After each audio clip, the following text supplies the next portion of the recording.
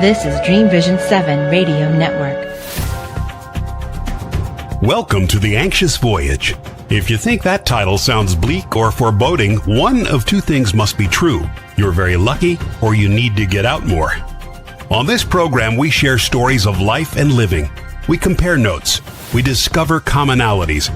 We accept that life is a glorious, heartbreaking thing, and we embrace and celebrate all of it. Take the ride with us. We're glad you're here. Now, here's your host, Mark O'Brien.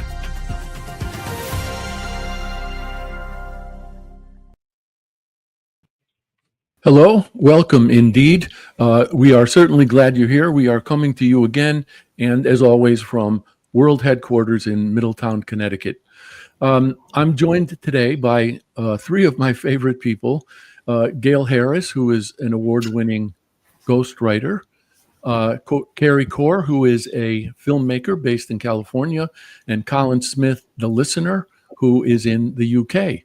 And I thank you all for joining us. And I also would like to point out that if our viewers and listeners would like to go on the web page for this show, which is at dreamvision7radio.com, there are full bios for each of my guests today. So again, thank you all for being here. I'm so grateful to you for agreeing to do so. I'm going to do something slightly different from what I typically do, which is make a bad joke about Middletown. But I'm going to read a poem to begin this, and I think you will recognize why it's significant to this discussion. The poem is called "The Word," and it's by the late great Tony Hoagland from a book he published in 1992 called "Sweet Ruin." Here it is. Down near the bottom of the crossed out list of things you have to do today, between green thread and broccoli, you find that you have penciled sunlight. Resting on the page, the word is beautiful. It touches you as if you had a friend and sunlight were a present he had sent from someplace distant as this morning, to cheer you up and to remind you that, among your duties, pleasure is a thing that also needs accomplishing. Do you remember that time and light are kinds of love, and love is no less practical than a coffee grinder or a safe spare tire? Tomorrow you may be utterly without a clue, but today you get a telegram from the heart in exile, proclaiming that the kingdom still exists, the king and queen alive, still speaking to their children, to anyone among them who can find the time to sit out in the sun and listen. I would just like to say that largely, actually, I think because of my interaction with the three of you, I find love and listening to be very much connected. What do you think? Ooh, I love the smiles already. Colin, I don't mean to pick on you, but I'm going to you pick on me because you call yourself the listener. What do you think of that notion? So, a couple of things came to mind for me when I was listening to that. One is this weekend, from Saturday morning through to this afternoon, I've not picked up not opened my laptop at all. So I spent one of those days with my children and their children. And then the following day, yesterday, we spent with Molly's children and some friends of hers.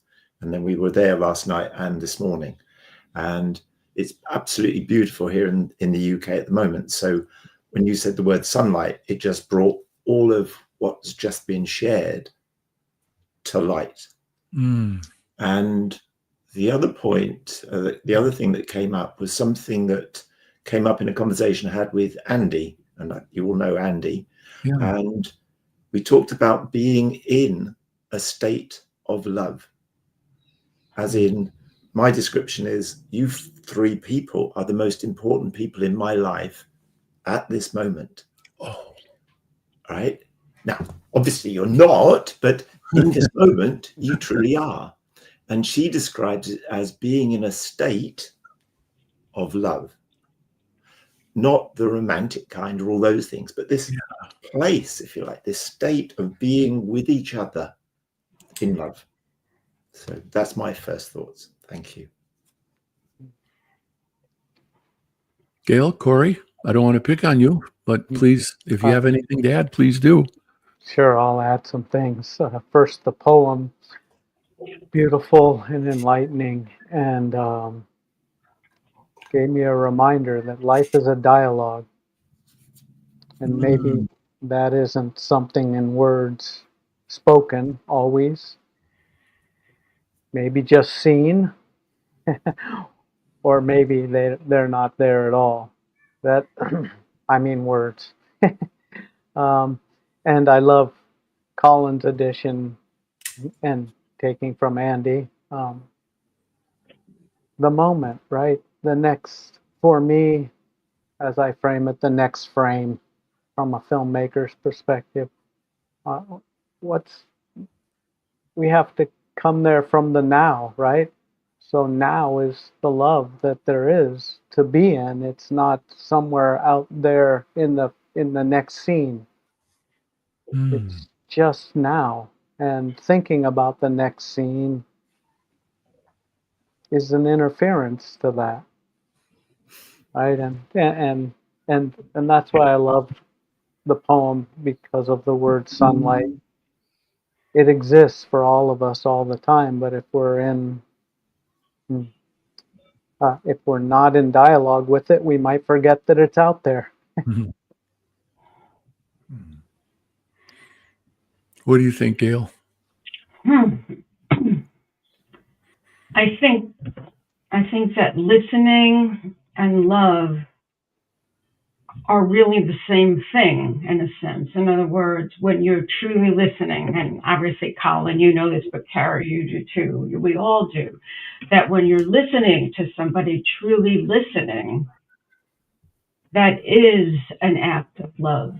You know, I mean, I'm thinking as my experience as a ghostwriter, helping somebody to tell their story, the listening aspect of what I do, you know, it's everything, really. It's like everything comes forth out of the listening. And when I think about telling about story, you know, and I think about talking to an author about sharing her story, what I describe in terms of my storytelling process is that we have to let the story lead, that the story tells us where we have to go next. You know, it's a process, and it's not something you can't force it, but it's the listening that really moves the entire process forward. And it is an act of love. You know, I think when I'm listening to anybody, whether it's, you know, when I'm writing a book or listening to my child or my husband or my friend or anything, or even you guys, it's almost like the depth of listening, you know, it could open my heart so full that I could just cry. I'm so glad you said what you did, especially at the very end, Gail, because Carey, in reaction or response, I should say, sorry, to what you were saying, I wondered if love and listening are things that can be felt. And I will tell you that as I was reading that poem and looking at your faces, and especially when I was finished with it, no one said anything, but you were all smiling. And I was looking at your eyes, and I felt my heart change. So, you know, somebody said once that, more than one somebody, as soon as you name something, it's diminished. And I wonder, and I have given this no thought whatsoever. Do you think that love is diminished by talking about it?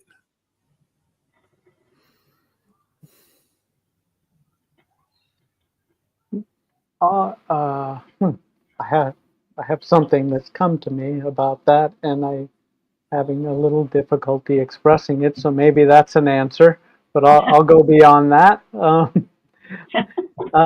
Possibly yes, and at the same time, if we're able to feel or be in that dialogue that the poem opened up for me, then maybe not. Then maybe not. Maybe all of it's a part of it. But if we're interceding in a way with words, then I see that could block love. But at the same time, all of it's sort of part of it. It is a dialogue. I mean, I say these words because they're true to me. Dialogue, next frame. That comes from my world, but it's not because of that I say it. That's just how I frame or see things. But at the same time, it's a bigger thing. So sometimes words are there to enhance, and other times they're not. And so, but I suppose it has to do with what Colin said. It's the now. Yeah. And awareness. We could be talking about love, and like we're all talking about it now, but I know we're feeling it also for each other. So it almost doesn't matter. In other words, if we're present, if we are aware, then whatever is happening is just what's happening. Yeah. If that makes sense. Oh, yes, it does. I would like to share two things if I could.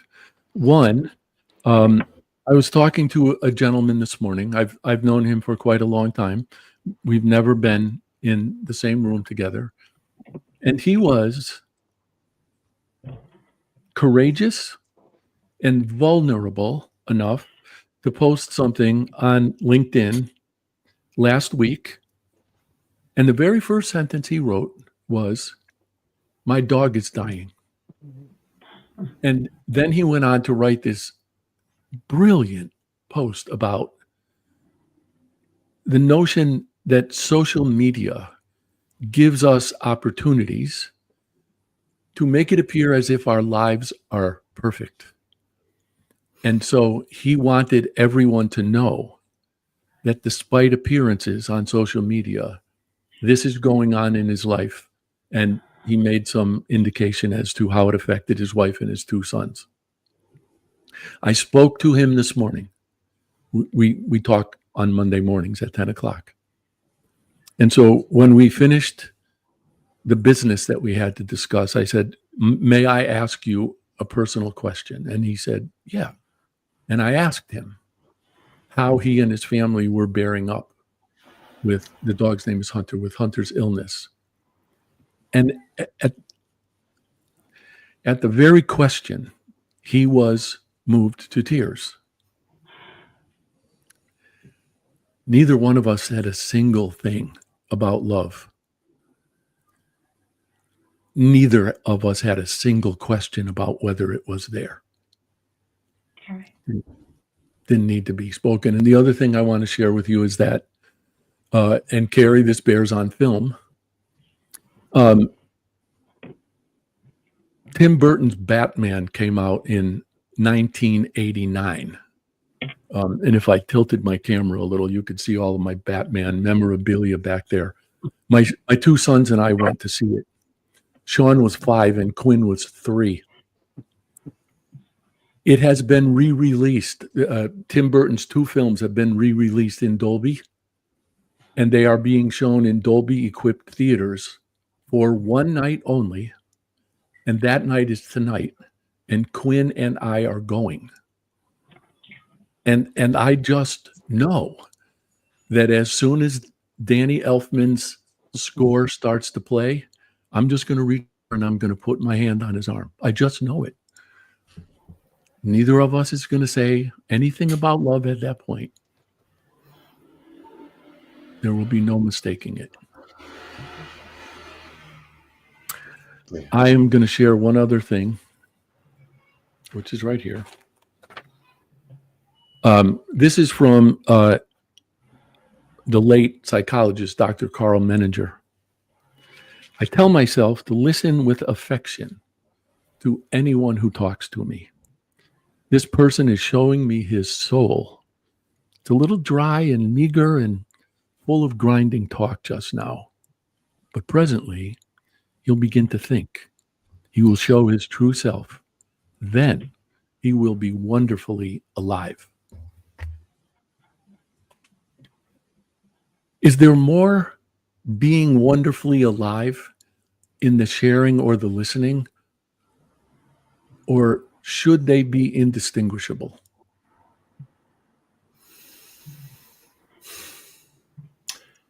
So just going back a little bit, what came to mind earlier was a series of stages that I personally walk through. And the first one is to talk at. The second is to hear from. The third is to listen to. The fourth is to be with. And the fifth is to be. And each of those gets quieter, less words, more still, to the point where we could sit, as we did after you finished that poem, in complete silence, and each of you knew that we were connected at this moment through the words of that poem, and there was no words to say. And I think they are extraordinary, precious moments. And I fully get what you've just shared, Mark, about being present with someone else. And I referred to it as a radiator. So I radiate that energy like the sun does. It just radiates it. And people are drawn to that energy. And it's it's indiscriminate. Whoever wishes to come and sit and be with or be is fine. And I believe that it's possible for any of us to sit with anyone, and I mean genuinely anyone, and listen to their story. And if we come from the place of love we've just talked about, they'll know that we are, turn it around. They will feel they are being heard. So thank you. Carey, I'm going to direct this to you. And as it turns out, Colin, what I'm about to share came from a conversation with Andy. And I have no idea why, but we were talking about comedy. And whenever the subject of comedy comes up, being who I am, I always think of the Three Stooges. And I said to her, if you want to understand in a couple of minutes what a brilliant physical comedian Curly Howard is, watch the swearing in scene from the short Disorder in the Court with the sound off. And it's absolutely brilliant and hilarious. I'm bringing that up now because if someone were to have watched the beginning of this recording with the sound off, they wouldn't have imagined that we were sharing. But we absolutely were, and it didn't require speech.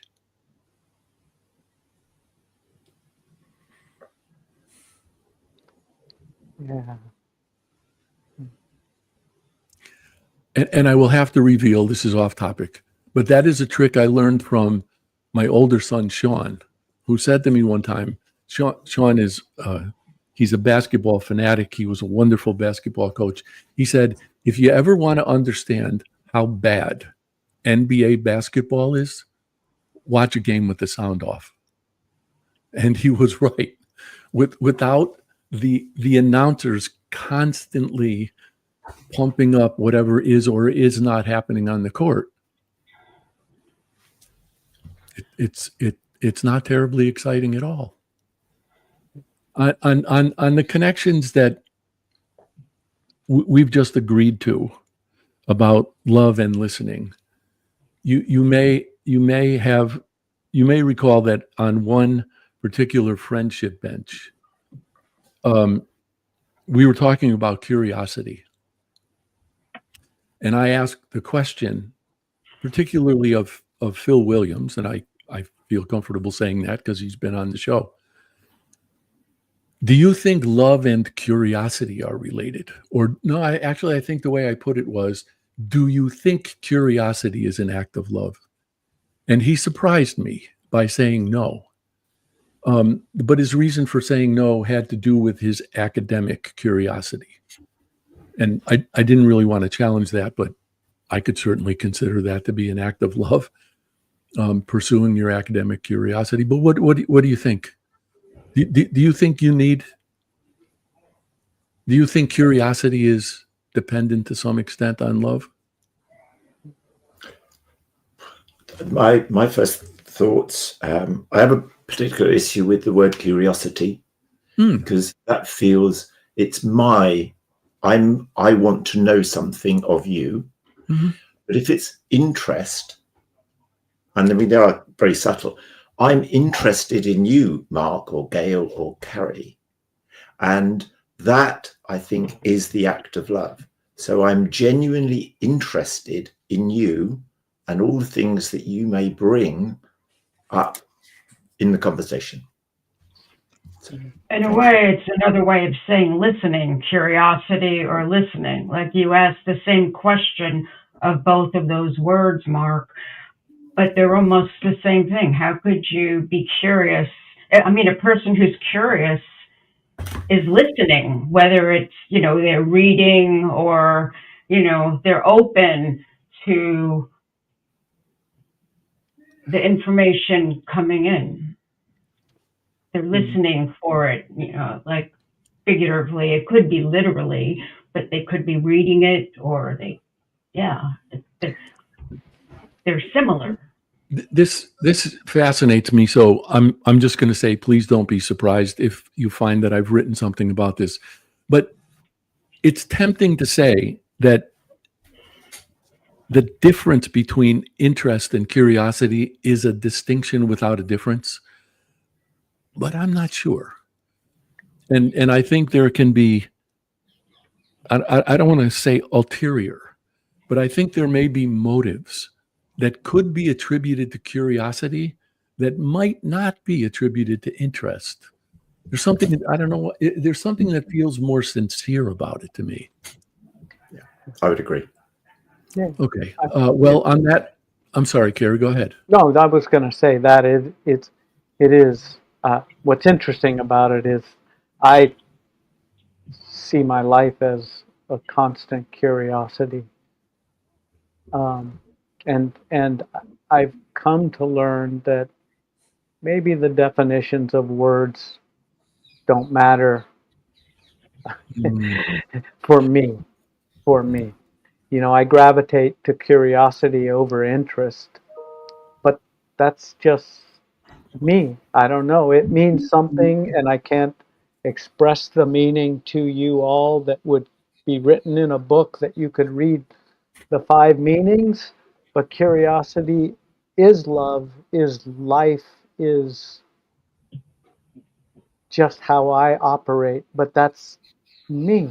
And so I'm curious to know or to see and to allow and accept everybody else's version. And that part is, it's all part of love. But for me, that curiosity to know what it means, because I can't. I only see through Carey's eyes, and I see curiosity the way it is, just as Colin said, interest for him is a thing, and I appreciate that greatly. It opens my mind to something else, but at the same time, I know curiosity for Carey means something more than I can tell anybody else. I don't know. We're going to take our first break right now, but I do want to say in response to that, Carey, that is exactly why I love language as much as I do. Yeah. Interpretation, motivation. Just one final one. What it's about, I feel, then underneath the interest, curiosity, is your intention. And that's what people feel. Right. It all depends where the person's coming from. Okay. We are going to take our first break. I wish we weren't, but we will, and we will be back in exactly 3 minutes. So please do stay with us. Everybody has a story. Everyone's story deserves to be told, and the only bad stories are the ones we don't share. That's why Mark O'Brien created The Anxious Voyage. It's Mark's conviction that every story deserves to be shared, and his purpose is to give people in all walks of life, from any circumstances, a chance to tell their stories. The Anxious Voyage is now on syndicated Dream Vision 7 radio network every Monday at 1 a.m. and 1 p.m. Eastern Time, with live broadcast every first and third Monday at 1 p.m. Eastern. Please tune in, please join Mark, and please share your stories.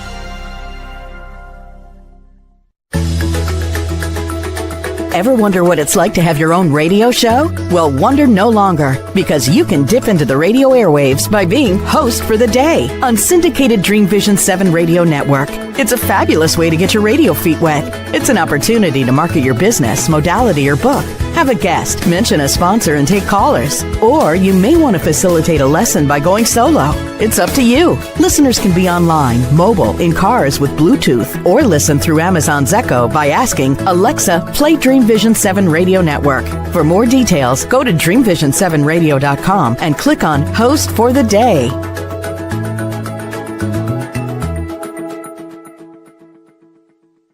You can't establish your brand's authority without a voice. That's why, since 2004, O'Brien Communications Group, OCG, has been helping companies establish their authority, find their brand's distinct voices, and position their brands effectively and persuasively. So effectively that 9 of OCG's clients have been acquired by other companies. OCG's business model emphasizes efficiency and results, not hourly billing, markups, and media commissions. That ensures OCG's advice is unbiased and its clients aren't at financial risk. If you're ready to find your voice and use it to tell your story, OCG is ready to help. You can find O'Brien Communications Group on the web at o'briencg.com. That's OBRIENCG.com, or call 860-944-9022. Calling all authors. Have you been considering an audiobook? Well, look no further. Come take advantage of Dream Vision 7 Radio Network's unique in-house audiobook production, which includes benefits and bonuses from our radio station. Let our knowledgeable staff guide you to create the audiobook you've always dreamed of without breaking the bank. Check out our full one-stop service from A to Z, including the ACX process. Schedule a free consultation by calling 508-226-1723. That's 508-226-1723. Or go to dreamvision7radio.com. This is Dream Vision 7 Radio Network, uniting mankind with universal love.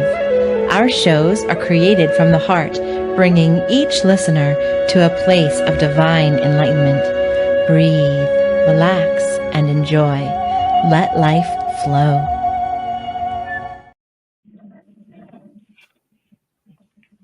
Hello and welcome back, everyone. Thank you very much for staying with us. Colin,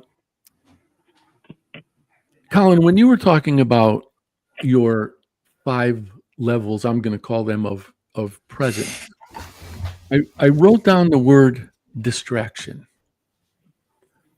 And it compelled me during the break to find another one of Tony Hoagland's poems. So I apologize for that. But I do want to share it because it suggests to me the necessity of distraction.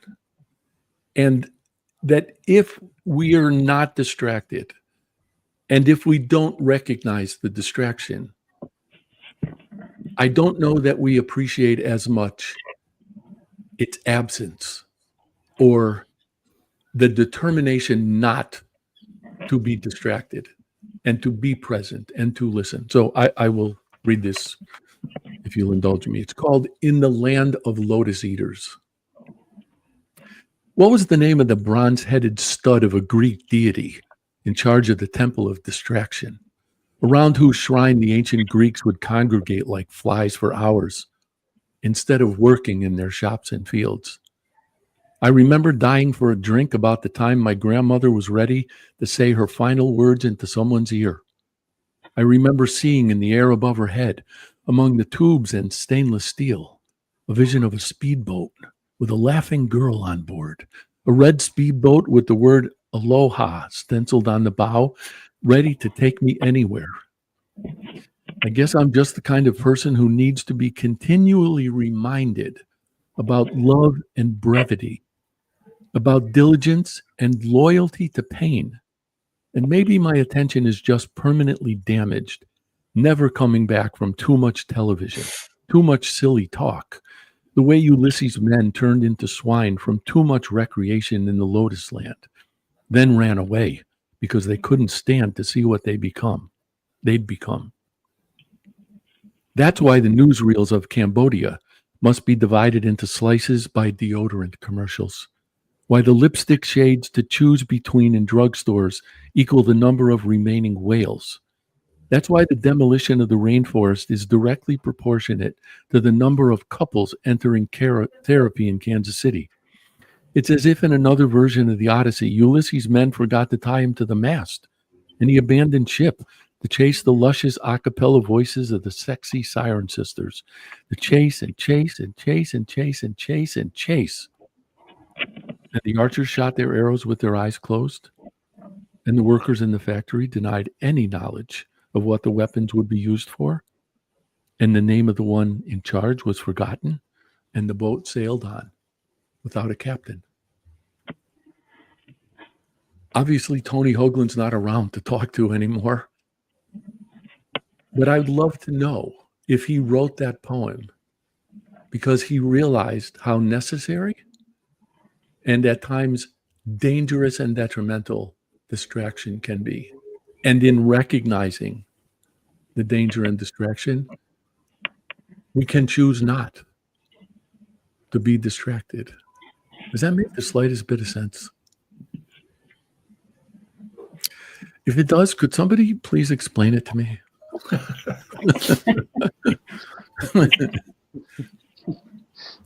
And I will tell you, I have been, this is from the same book, published in 1992. So I've been preoccupied by this poem for 33 years. Doesn't go away. Maybe that means I'm listening to it. Do any of you interpret that any differently from the way I do? Bearing in mind it's the first time you've heard it. I'm happy to offer my first thoughts. Yes, please do. I'm thinking of a coaching example where I arrived at my location early, and every time I did, he was always late. Invariably 5 past the hour, I'd call him and he'd tell me what this had happened, this had happened, this had happened. I'm on my way. And then he would arrive and he would chatter. Ah, he's arrived. So I use the analogy, which I think you've probably all seen before of this. This is typically what's going on between people. We're not listening. We're not connecting. In the situation I'm describing, I'm here. I've arrived. I'm waiting. Not in an arrogant way, but I'm waiting for you to arrive. And he arrives and he's loud and animated and all over the place. And then slowly but surely he aligns. And it's like, now you're here. And until he's here, we can't start because he won't be listening. He's not present. He is, as you said, very distracted. And we're that guide post for them to come to. And where it becomes even more challenging is if I'm not here yet mentally, if I'm over there I'm still arriving. So I take it on my responsibility is to arrive first. So one of the phrases is listen first, listen always, always, arrive. Then they're arriving. I can see them, and they're connected. That's my first thoughts. You said that when he arrives in that state, he's not yet ready to listen. Is he ready to express himself? No, neither. Absolutely. Metaphorically, he's out of control. He's just, then when he's there, and you'll notice it. You all had that experience of being and waiting for them to arrive. And when they do, we settle and we move through some of those stages, and suddenly we're at that listening to or being with each other. I would have to say that I've also been the other person. Mm-hmm. I'm the person who sometimes shows up completely scattered, and now I'd have to say energized, I guess, for reasons that I'm not sure I even completely understand. Mm-hmm. I wonder why that is. I had a thought that kind of is in this realm when Colin was speaking, and from the poem. Who witnesses the chasing? Who witnesses the chasing? Do we witness it? We can witness it ourselves for ourselves, and other times we can't. Other people need to witness it for us. But mixed in, I love the poem because of this, first time I heard it, mixed into distraction, or as I say, contrast maybe. Contrast to things is this chasing that we can do that isn't the now. And that comes with a lot of, stuff, self-expression that isn't self-expression, getting it off your chest, whatever it is, and or just an energy where you can't sit and hear or be in the place that you are meant to be in that moment. And there's just something about chasing that I do at times in my mind and with other people that I need witness to be, or to try to be. You looked like you were giving that some serious thought, Gail. Oh, I appreciate. I want to bounce off of what Carey was saying, and that I think to be distracted is to be human.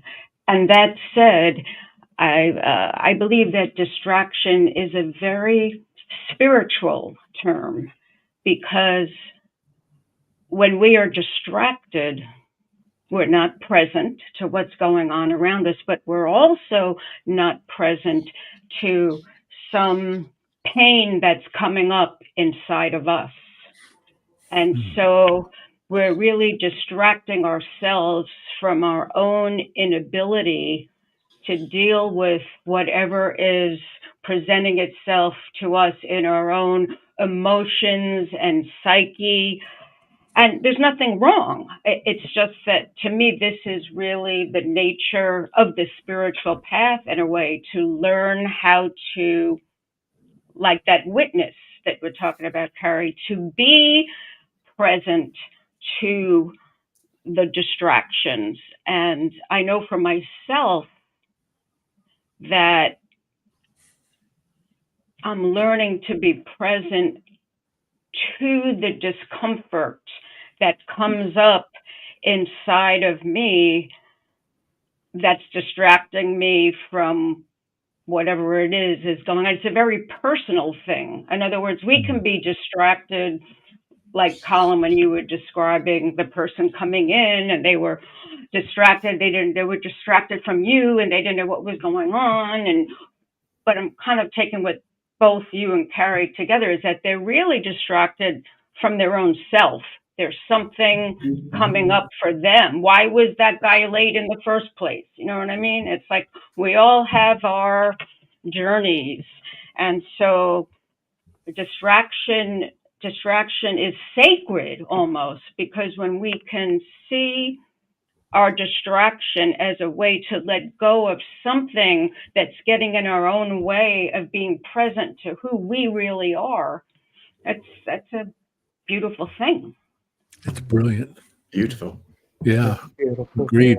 And I'm going to ask this question.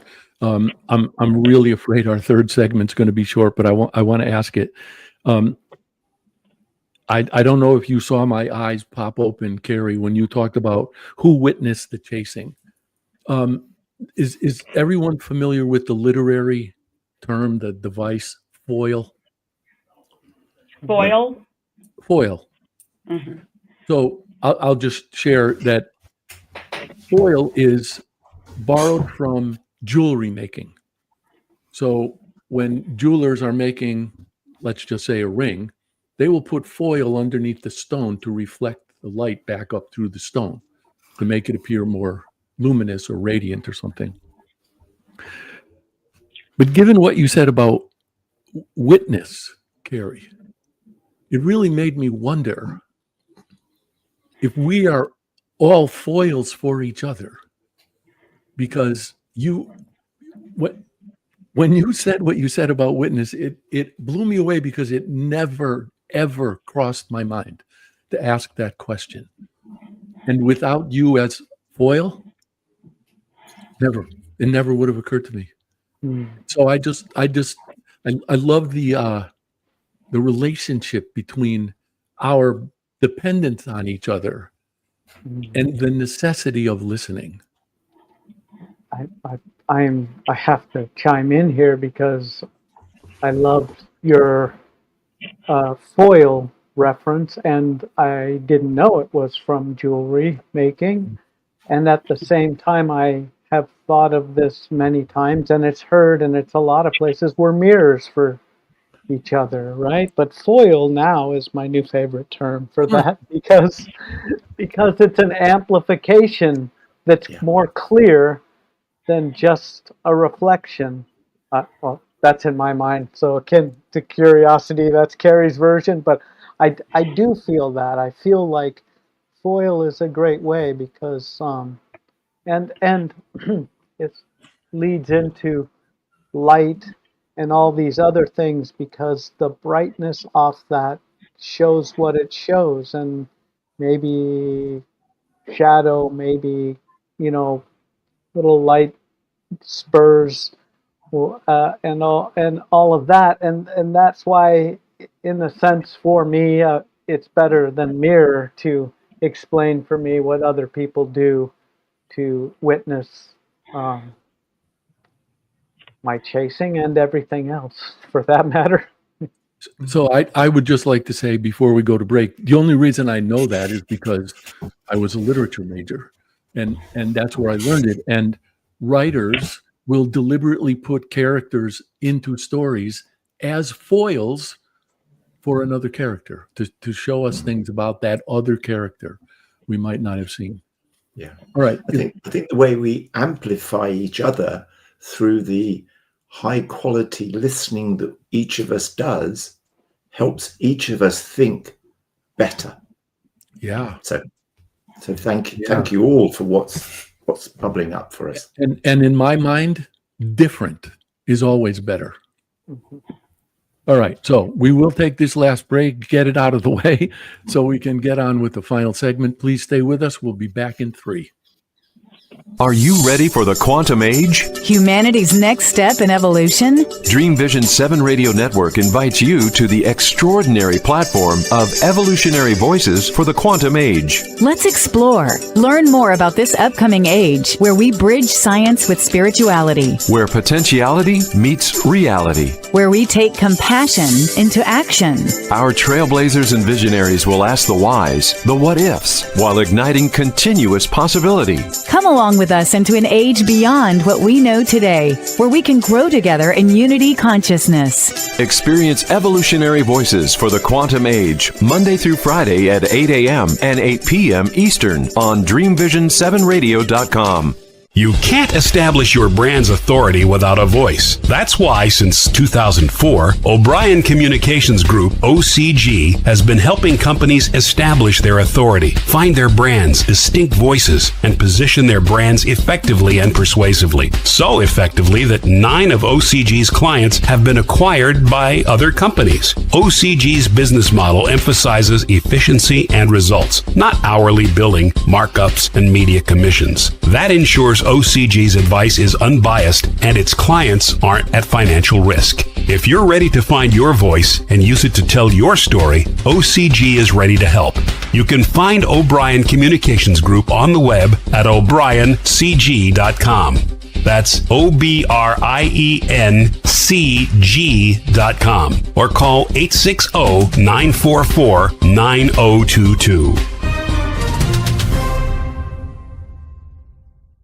Calling all authors. Have you been considering an audiobook? Well, look no further. Come take advantage of Dream Vision 7 Radio Network's unique in-house audiobook production, which includes benefits and bonuses from our radio station. Let our knowledgeable staff guide you to create the audiobook you've always dreamed of without breaking the bank. Check out our full one-stop service from A to Z, including the ACX process. Schedule a free consultation by calling 508-226-1723. That's 508-226-1723. Or go to dreamvision7radio.com.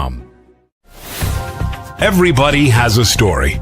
Everyone's story deserves to be told, and the only bad stories are the ones we don't share. That's why Mark O'Brien created The Anxious Voyage. It's Mark's conviction that every story deserves to be shared, and his purpose is to give people in all walks of life from any circumstances a chance to tell their stories. The Anxious Voyage is now on syndicated Dream Vision 7 radio network every Monday at 1 a.m. and 1 p.m. Eastern Time, with live broadcast every first and third Monday at 1 p.m. Eastern. Please tune in, please join Mark, and please share your stories. This is Dream Vision 7 Radio Network, uniting mankind with universal love. Our shows are created from the heart, bringing each listener to a place of divine enlightenment. Breathe, relax, and enjoy. Let life flow. Welcome back. Thank you all for staying with us.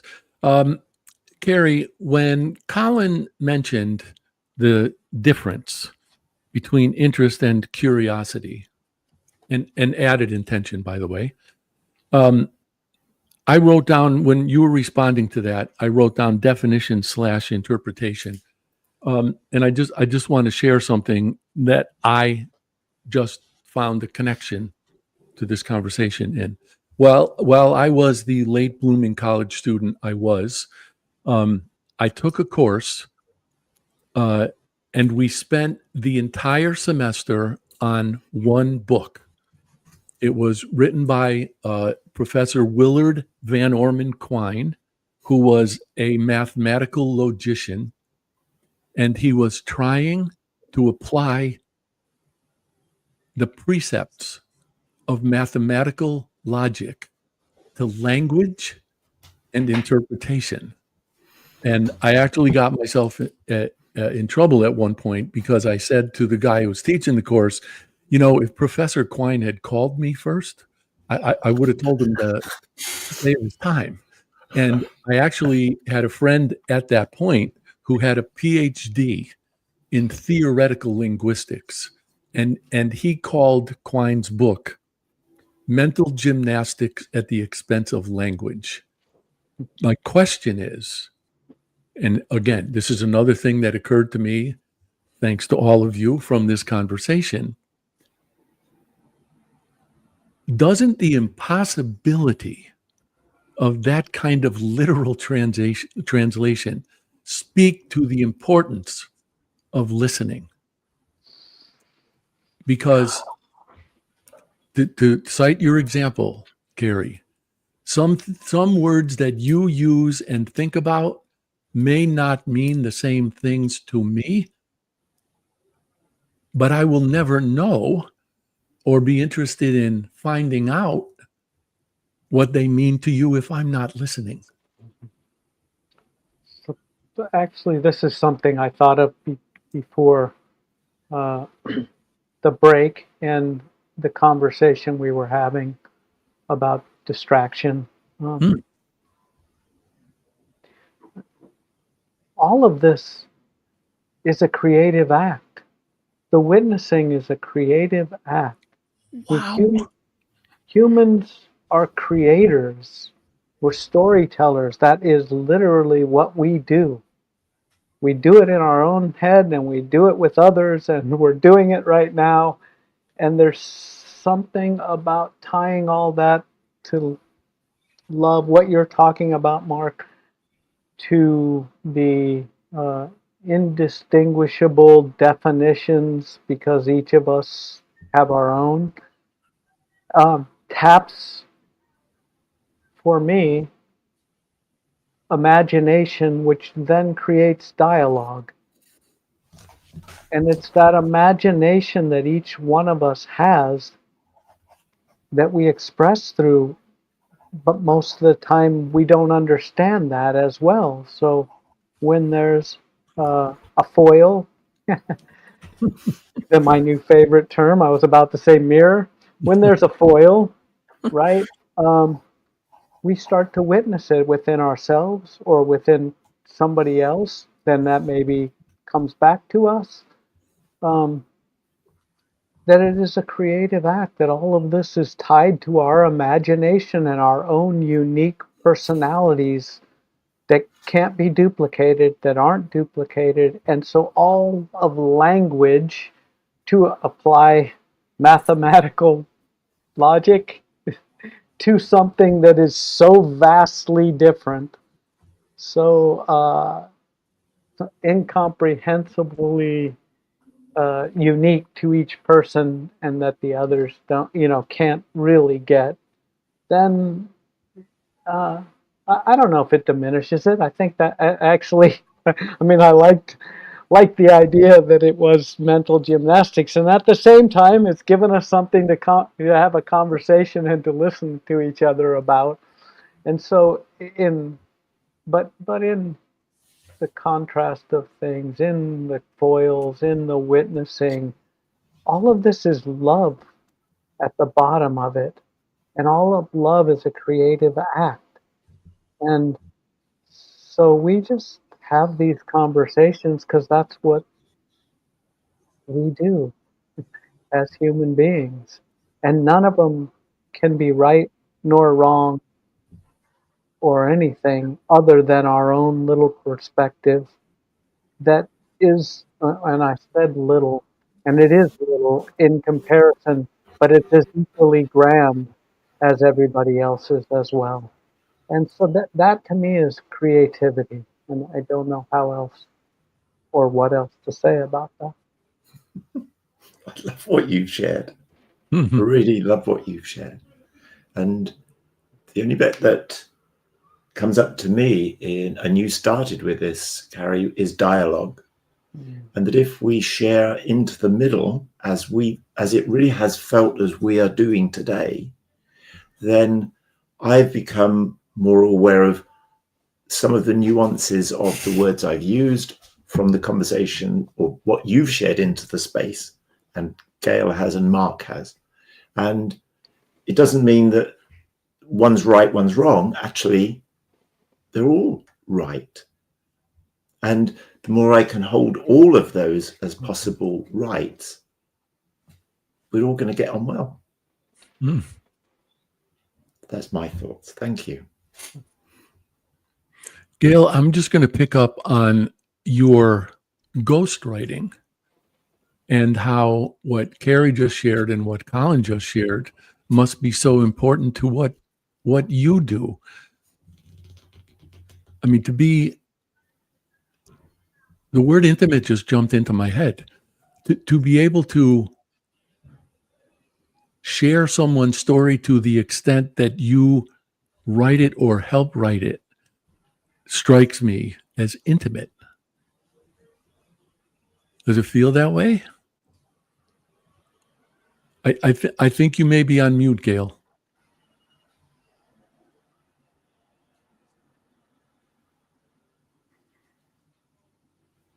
Okay. Don't know what's going on. I suspect it's not you. So I'm just going to say, if Dizzy is listening and can fix that, I will appreciate it.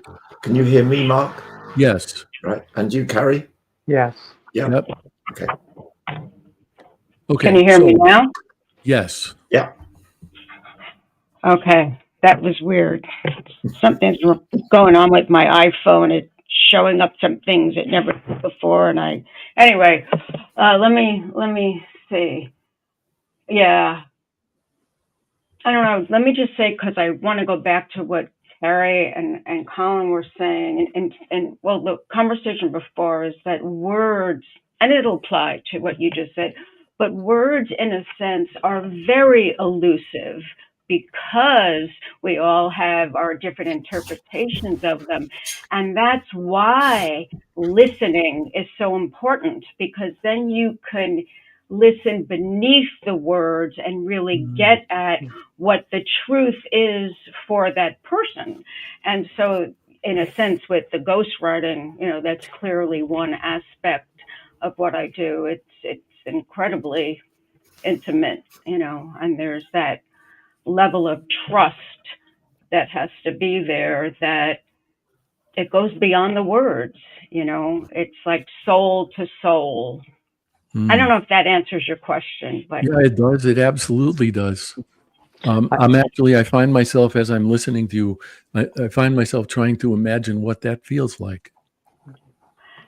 Among other things, it must feel like a gift. Yeah, I could tell you a story about it sometime. All right. And I'm afraid that we are running out of time, and I don't want to run out of time before I give each of you an opportunity to tell our viewers and listeners how they can find you. So we'll start with you, Gail. If any of our listeners and viewers are interested in learning more about you and finding your work, where's the best place for them to do that? You could find me at goldenghostwriting.com, which is my website. Okay. Email Gail at goldenghostwriting.com, and I am on LinkedIn as well. Okay, Thank perfect. You. And Carey? You can find me at careycorr.com and on LinkedIn as well. Thank God for LinkedIn. And Colin? Yeah. My company is dexteritysolutions.co.uk, but actually you're probably easier finding me, Colin D. Smith, the listener, on LinkedIn. That says much more about me. But thank you. Okay, and I would just like to take a moment as we're ending here to say that, as I shared before we went live, this will in all likelihood be my last Anxious Voyage on Dream Vision 7 Radio. I'm grateful to Deborah Beauvais, the owner of the station, for giving me the opportunity and the support that she has over the past 2 years, and to Dizzy D, the incomparable producer who's become a friend. I thank you too, Dizzy. And for all of you who've joined us today and who have joined me over the last 2 years, I certainly thank you. And I will keep you posted as we transition to a podcast. So thank you all.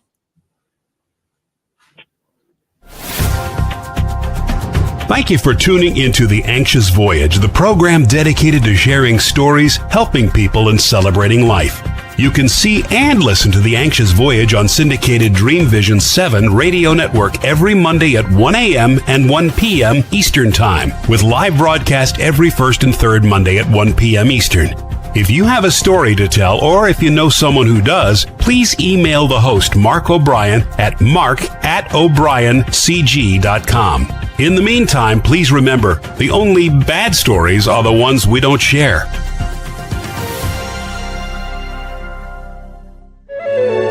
This is Dream Vision 7 Radio Network, uniting mankind with universal love. Our shows are created from the heart, bringing each listener to a place of divine enlightenment. Breathe, relax, and enjoy. Let life flow.